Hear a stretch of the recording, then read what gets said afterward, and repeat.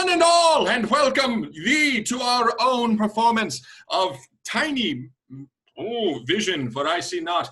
We be but lovers and madmen. Please give me thine hands via distance to Tina. And unto now, please put thy hands together for Lex. Ah, 'tis I. I hear thy applause from long distances. I hath read thy applause in the chat. Thank thee. Indeed, thy hands hath been received through electronic message.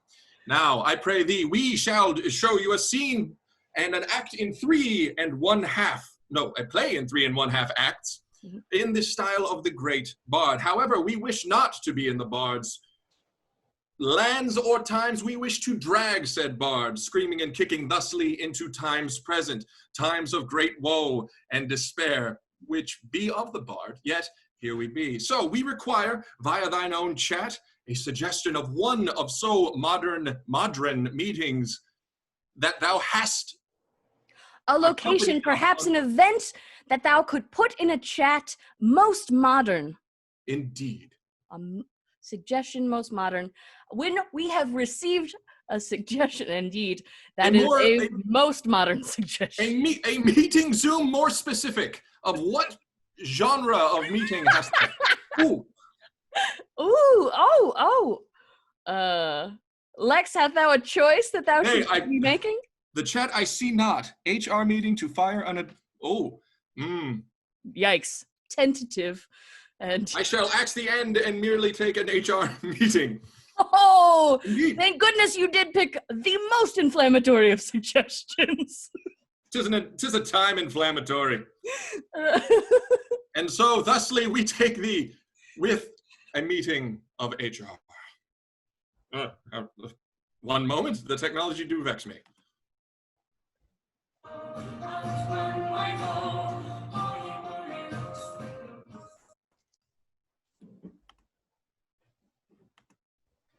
Tis a time of meeting digital, hey-ho, one and all. Please, thine ears do lend to me. I do henceforth take thee to a time. I wish upon thy imaginary forces to play and present thee a time of insulary homebodiness. For 'tis a time not of travel, 'tis not a time of journeying, nay, 'tis a time of insulation, 'tis a time of meetings, 'tis a time, though face-to-face exists not, nay, we must only upon our digital screens appear. We must only upon our digital screens hear. And so, with such digital screens, we do grow our fear. And so I take thee hence to a meeting such, a meeting of a great walking of tight rope. Yes, 'tis a meeting of great danger, a meeting of great perilousness. So henceforth, upon these sad, short times, I do take thee henceforth to one person, loading upon thine own Zoom in a vexing scenario.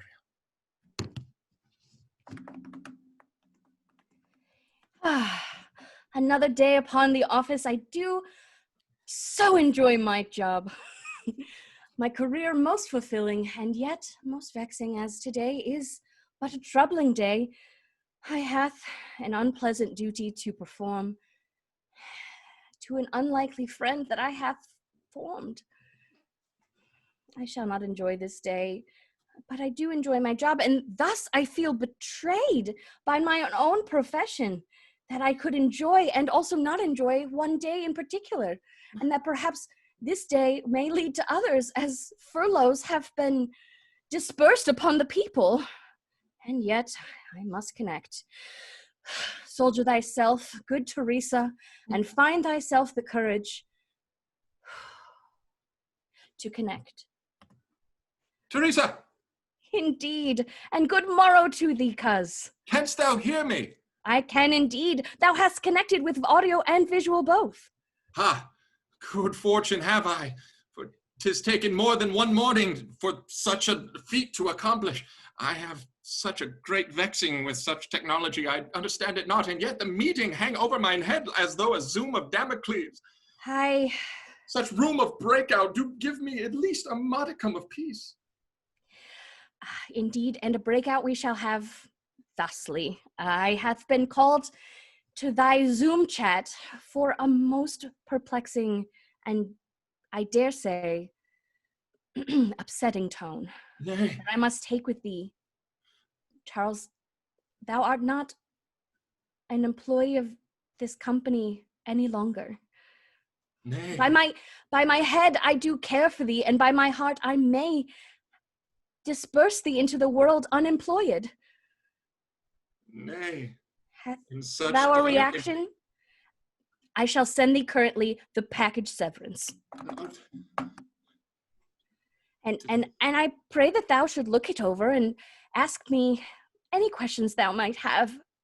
And if thou should get emotional, I do beseech thee to seek another source, as I am very troubled of this relationship that we must part. 'Tisn't. I request my emotions not yet emotions be all I feel. Such great trembling emotions in such times of such compression, do they not burst? They burst forth in great, outrageous modicum. I beseech upon thee, Teresa, listen, please allow me to fend for mine own self, defend mine honor. Good Charles, thou may cry all thou wantst, and I yet shall. the decision has but already left the palms of my hands. I am but without the power to save Nay, me. allow me to grasp upon thine fingers, allow me to dangle from thine own cuticles as a hangnail, I beseech thee. Hang not from my nails, Charles. wish It you does hang from pain my me thusly to part from thee. Nay, verily, I shall. Yet bravery have I not. Should thou be sick, I do beseech thee to do it off camera, as I am very ticklish in that regard. Thou find mirth within mine own pain? I shall not find mirth, not ticklish in that particular way, ticklish in the way that the back of my throat does rise with anticipatory grief for thee. Oh, a stranger has come to take thee, thy employment from thee. Indeed, I should have told thee thou art being replaced and not just removed. A removal and replacement, be it. Speak to me not, it be Bill. For if Bill, the man who I hath trained... Thou hadst seen Bill just now enter the screen, which, by the way, I should lock. I see no Bill. I see not but the specter of mine own demise from lack of employment. Thou art thy own worst enemy, Charles, and I do beseech thee to find thyself some kindness from another friend or foe or housemate or mother. Then thou I shall. Thou art both friend and foe, and henceforth I declare thee mine own... I shall not be a friend or a foe to thee in this moment. I Thou shall shalt only be thy representative of resources most human. Thou shalt open mine ears, for I be not human, and I be human, and I require resources. I require money, pay, food, and small outfits for my dog, most tiny. I pray thee that thou should peruse the packet of severance, and do let me know if there may be anything the company may do to aid thee in thy unemployment. I wish not to be unemployed. May they aid me in such way?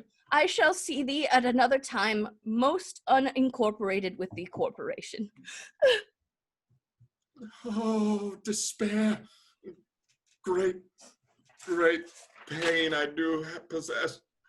Oh, I must remove myself.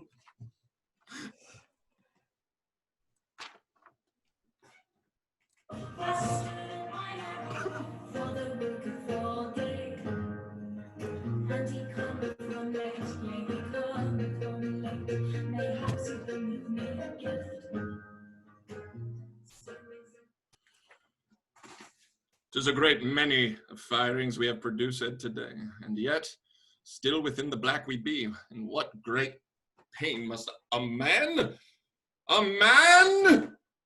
of import suffer, if not to build himself such lands, and yet with such lands be built, must he burn them, must he slash them of both employee and employed. Nay, for a business to crumble as such, be not but for a man to crumble as such. Oh.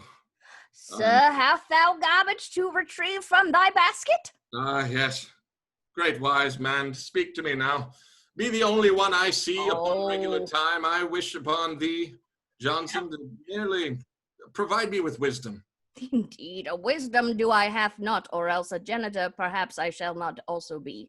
And But yet, society and film both have programmed me to understand thine own comely wisdom, and this I request currently. I do require such respect as to my profession does not dictate in a life most real, and yet in a cinematic way, I do find myself full of wisdom suddenly. And so I therefore should tell you, art thou listening? I am listening. Mine ears be but thine. Imagine mine own ears to be in thine cart of trash. Yet, like many trash, a golden treasure. For some man's trash is one other man's treasure, and thusly mine ears be thine treasure to speak upon. Speak, young Johnson. What I shall tell thee now is that the currency of the people is not the currency of the heart. Nay, but mine own currency be people. Find it mine not heart, wise mine own that, currency. that money shall not be what besieges thy happiness? That by your head and by your heel you should anger and upset people, but by your pocket you shall become rich? Thou art putting thy faith in a thing most effervescent and fleeting, and rewarding it shall not be, but to thy pocketbook thou shalt find thyself rich. Yes, yet you speak most truly, and this is what vexes me so, wise Johnson. Mine pocket be bursting to full of riches, and yet the riches of mine own business be the riches of mine people, and the people be that which I must currently disperse. I hath mine own to continue mine wretched headsmanship, and yet I cannot be the headsman. Nay, for 'tis a conflicting interest of mine own possession, and now I see the crumbling of mine own pockets, not that of money, but that of love, of friendship, of hearts. Explain to me thusly how thou hast destroyed everything that thou hast previously claimed to have loved. I have not destroyed it. I might only maintain that which I do love by eliminating that. Mine love be that of a bonsai, and only in ways to make it more and more perfect must I trim. Thou bonsai, if but shriveling upon thy desk with lack of love and care, I hath but trimmed it many a night when thou hast returned to thy abode. Indeed, and I thank thee muchly for trimming, yet the trimming henceforth is that of metaphor. For the branches that do grow out are mine own people of love, and yet now I must mine own self eliminate many. I must trim mine own bonsai to the nub. And what be a bonsai if not a nub? A nub be no use. I be that of a nub. I be of no use. I am the shears nubbing out mine own office. Speak to me of wisdoms, Johnson. Speak to me of futures better than this. Speak to me of futures existing insularly upon face and face as we now speak. I see that thou art conflicted. Conflicted I be. Riddle me this, my good sir. I shall riddle. Thou art a man alone in an office, while his workers are but home, and working from home. Indeed. And yet thou hast kept a janitor on staff to Indeed. empty garbage cans, And dispense wisdom. to vacuum, perhaps to spritz a window with a rag and broom a break room where no one has stepped foot in a fortnight? Nay. Or a fortnight of fortnights? Nay, a many a fortnight hath passed. Thou a art veritable fortnight of fortnights, they speak true. Thou art conflicted, but thou art using poor judgment in thy craft of business. Speak to me of judgment better. What is anyone to do in times so... words fail me in times so... Trying of times. Trying of times, I thank thee. See thy wisdom do burst forth as the trash within thine own bags. I am but a vocabulary dictionary unto thee. Indeed, I require both dictionary, thesauri, and etc. Please, currently speak to me and eradicate this conundrum from mine own tongue. Thou hast already said the word eradicate, and therefore my job is done. Riddle me this, young Anderson Johnson. Words.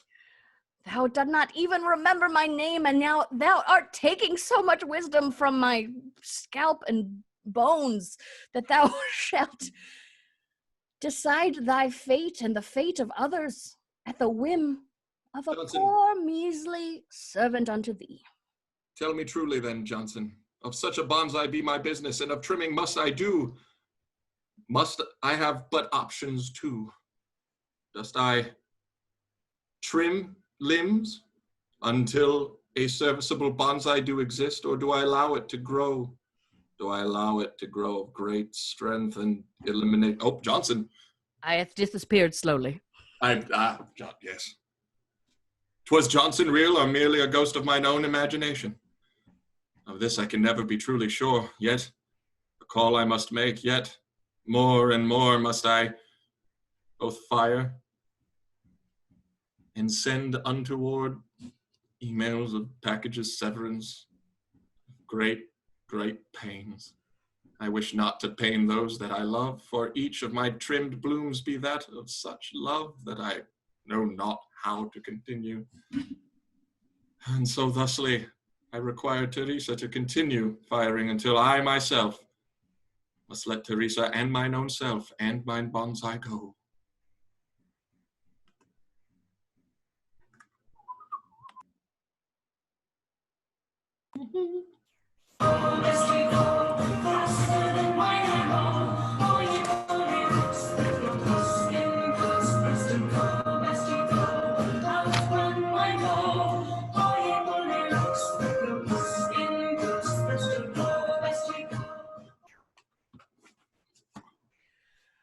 Hast thou but an unemployment line?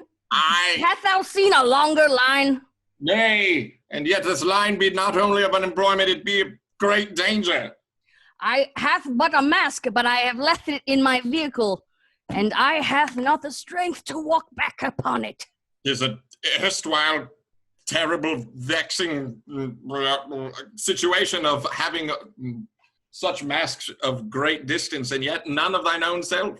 I have but a scarf nearby. I may choose a sock to shove across my face, ear to ear, and keep myself safe, if thou believes in such things. But what be belief in times of... What be beliefs in such... Hast thou a stomach flu, or shall I be condemned unto the virus line, which is but akin to this parking lot?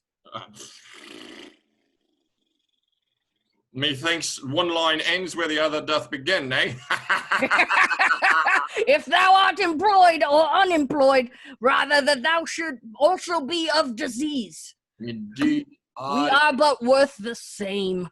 One doth unemploy of thine own vocation to employ thyself in thine own disease. Indeed. Yet Hast thou but had a drink today? Because I have been drinking steadily since Thursday. 'Tis it not noon? Then yes, verily hath I a drink. And Verily shall someone survive such a plague as this, and plague I mean, not by the disease, as the disease may not be blamed, but perhaps by the people that do spread it.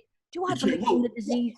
And what killed disease better than alcohol, nay? And so, indeed, an antiseptic used in olden times that on a battlefield just spread a whiskey or a vodka upon a body and disinfected it with immediacy. And therefore, I believe if I remain in an inebriation, that I shall be well. I believe thee well. Currently, within thine own speech, I hear the wisdom that only such disinfectant do allation. And therefore, if I shall not be sick, a mask upon my face shall I not have to wear. Am I correct? Follow me on my logic. I hear correctness, for if the vapors from mine own mouth be that of disinfecting alcohol, then they cannot be of disease, can they? Indeed, thou shalt catch nothing from me but a flew of alcohol poisoning. Indeed, a flu of such, which is why I keep myself in great spirits. I keep myself in great spirits by imbibing such spirits. Spirits! Hast thou a flask on thee? Because I have brought but a great several. many flasks, for I drink that of the quantity of more than 3 and less than 5 dads. Indeed, indeed, a better flask than that. Oh, I have spent many a night waiting here for my check. Hast thou gotten a check in the mail? Perhaps a deposit most direct into the account. Nay. I have found no relief upon my pain except in drink. So I shall remain standing upon this line until something has but relieved me. In fact, I might need to relieve myself. Tis but a third line they seek, but I indeed connect with thine own woes, for it seems the more that the mail I do check, the fewer that there is check within. I have but understood thee, but I'm having trouble connecting dots without numbers attached to them. Speak to me hence, good new merry friend of strange. What? Call me Hank, but I am a tank.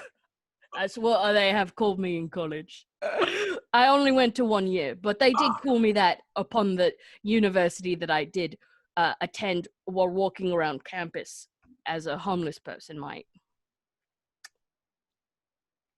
Tell me then, tank, be named Hank, what be thy vocation that thou hast lost, eh?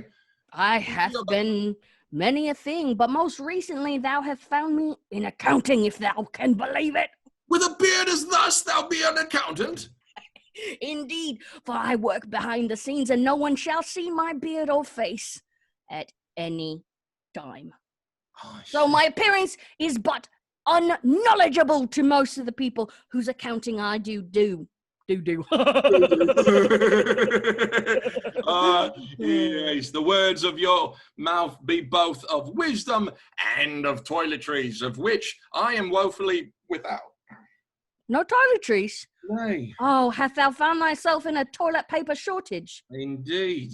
Be that any A great. sock you may use as a mask, but also as a paper. Now that be that of college, nay. Ah, well, worst comes to worst, thou art resourceful. 'Tis the worst indeed. I myself found myself pushing the pencil, as it were, the great graphited wand. I magicked numbers, both strong, large, and small. Art thou a magician? Show a trick unto me! I am but a magician of numbers, that which you cannot see, but that which surround us all at all times. Indeed. Yes. Indeed. They are most hard. 'Tis times vexing indeed, and yet with such a wand of magic I could perform. With such a wand I could divide, I could multiply, make what more out of what was nothing. 1 be but 1, but times 3 be 3. That's a good, that's multiplication there. I do appreciate multiplying if you know what I mean. I'm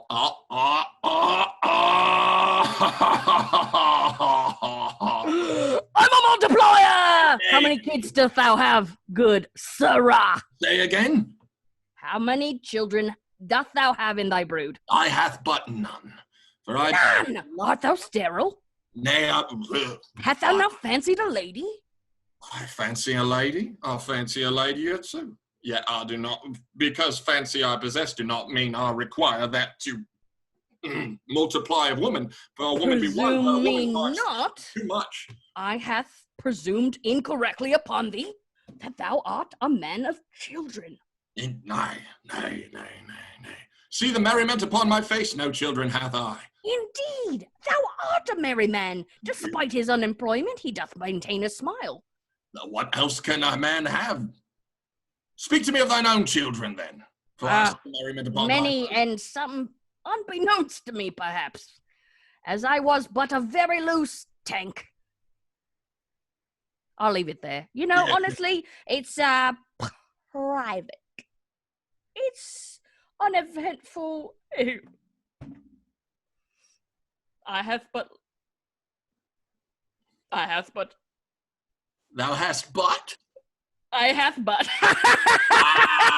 Oh, thou hast married me mostly. Do not, not married, but thou hast made me marry.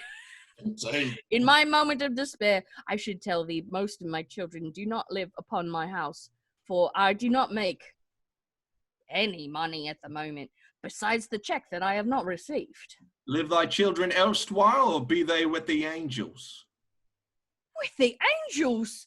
How dare thou presume such a thing? What a dark sentiment! What, 'tis time's most dark. It is time for darkness, nay? Indeed, it is a dark time. We be but two men within 3 lines. One for unemployment, one for the masks and disease, and a third for relieving thine own self. Oh, that's the line I shall find my most relief, as I do but dull the pain with liquor.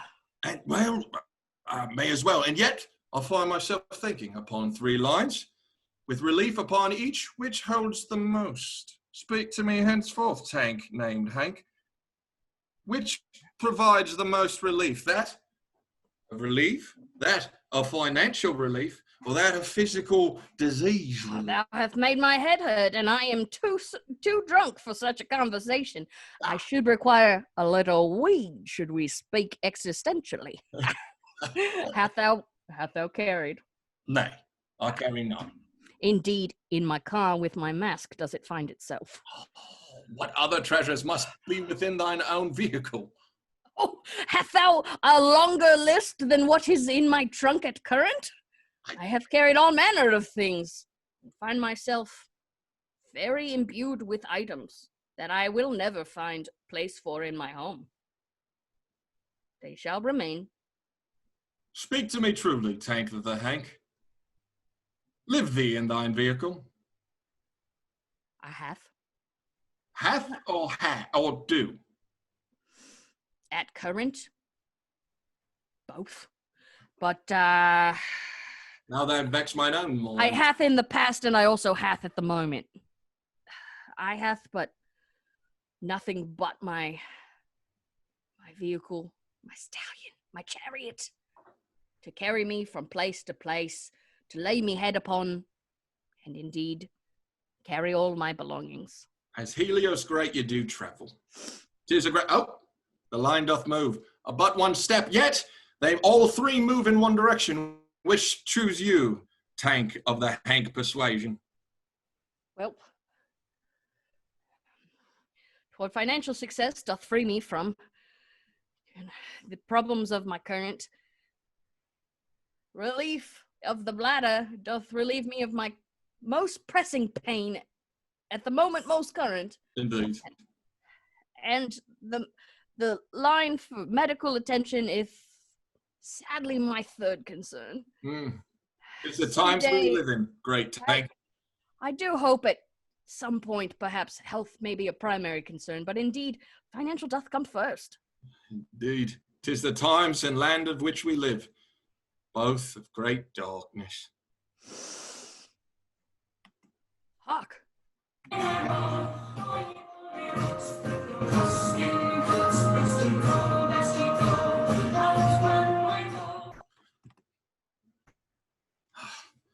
Oh, great Teresa, do join of meetings hence, of only a moment more do I receive, and yet such portentous news must I give. Oh, nay. Good morrow unto thee, good supervisor. Ah, Teresa, welcome. 'Tis good to see. How hast thou been with thine work of misfortune? Unfortunately, it has gone very well, and we are but the final 2 employees upon thy company. Indeed. It has been such an eventful week. I have but ridden the roller coaster of grief and emotion from top to bottom and found thyself at the top again. I am pleased to be thy employee, good sir, and direct my sails as I shall follow thee to the ends of the earth, sir. 'Tis, well, fair Teresa, I must speak to you hence. 'Tis as though at the peak of such roller coaster and at The valley as well. indeed such We valleys find be. ourselves there together, leading the charge and deciding a new future for the company, that we may shape a brand new future for the employees that will be coming. For example, we hired Bill and then fired thusly Bill. It was a short employment. Indeed. He was in and out, but a storm. Indeed. I have found such great reward in dealing a fortune unto people, and receiving their grief is but an honor unto my spirit, that I do find myself perplexed at the feelings I am sharing with myself day to day and hour to hour, minute to minute. I do find myself in a position where I am conflicted and yet delighted, and these feelings do perplex me as I feel them simultaneously, and I have not put one and two together before.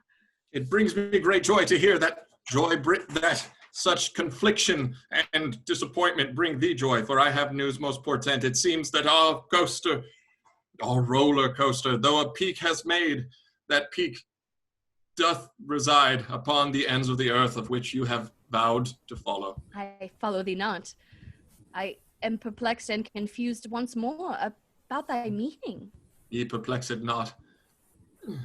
'Tis the ends of the earth, and our coaster hath no more a jolly roll to fall. Peace, good Charles. Do not fear the reaction that I may have, as I have dealt with so many very complex emotions this week.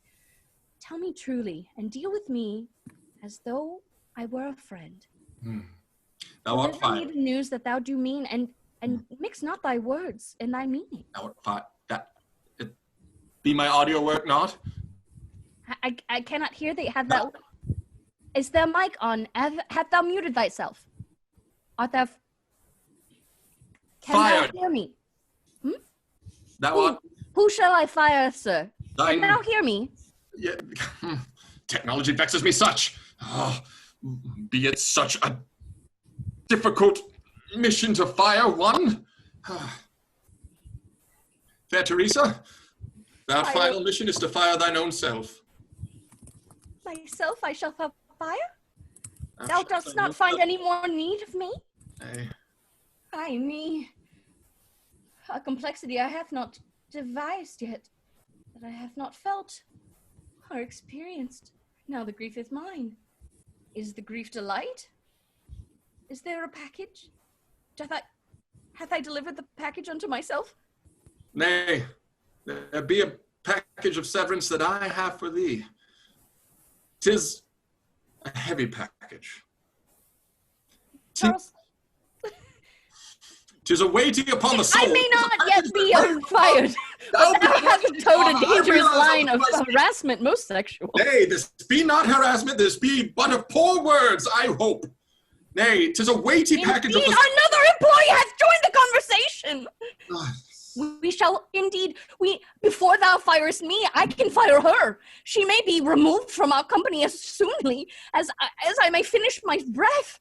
I can do it most rapidly, or I can do it most slowly, and then therefore thou shalt not hand me a severance, that thou hast no need of firing me if I do but have another employee unto release.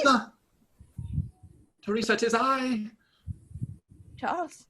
a voice in thy mind. Oh. I speak to thee of the pain that thou hath wrought. Be not great pain. Listen upon thine own self. Oh, no. Listen to thine consternation. Thine have a great strength within thyself. Thou canst pull through. I believe in thee. Be I the new Ebenezer, that I may be haunted by the ghosts of creatures past, present, and future. Teresa, may I speak? Indeed, I've returned to thee. I had thought Gordon knew. God, dost thou? Doth I? Indeed, and a fresh daisy do I find ere morning for my ear. Is a thing of great beauty. Thy severance package I must now henceforth speak. Thou be of an employee great. Thou hast done a great many difficult work, and henceforth I provide to thee thy severance package of mine own vocation. Pray thee, speak again. For I'm worried that the mic did cut out, and I heard wrong. No. Methinks I did. Vex me, cursed technology. I speak, and yet not am heard. I feel as though mine own employees. Speak again, for I do fear that my hope has gone away with me and carried me to a place I dream not of. To I have take heard. thy own vocation and to fire thee from thy own job Indeed, in I favor am of putting firing myself in such a position? thy firing be that but of a replacement. I am thinking back. I have heard a great wise man speak unto me, and henceforth I hear his words in mine own mind.